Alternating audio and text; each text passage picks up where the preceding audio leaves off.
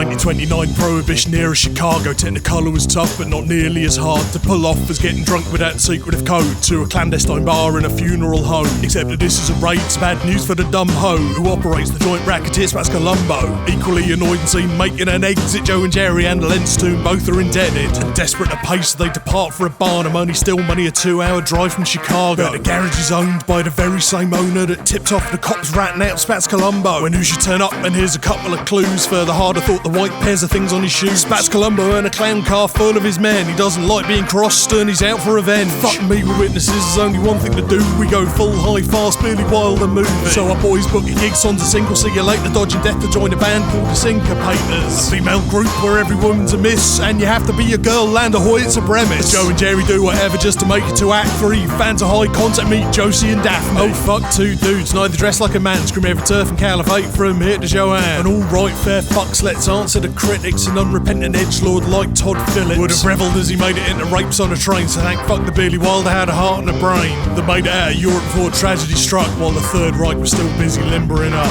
Back to the plan, which isn't looking too shabby. Our gang escaped with a band on a train to Miami. But what they didn't reckon with, read their efforts to lay low the star-powered megawatts of Marilyn Monroe. She confides she'll never date another saxophone player. They take advantage so no more, now they don't stand a prayer. So what does Joe do? Try not to act like a sewer, no pretend to be a millionaire to try and seduce her. But the larger problem is that there's a mafia meeting taking place at the hotel that they've been cooling the hills. Spats Colombo shows up, who could have predicted? Spots the witnesses, he's still keen to turn it into liquid. Except the murder he done against the gangster that crossed him, meant killing Toothpick Charlie like the big boss's best friend. This fly in the ointment, sealing his fate is no recourse but death, and he gets jumped by a cake.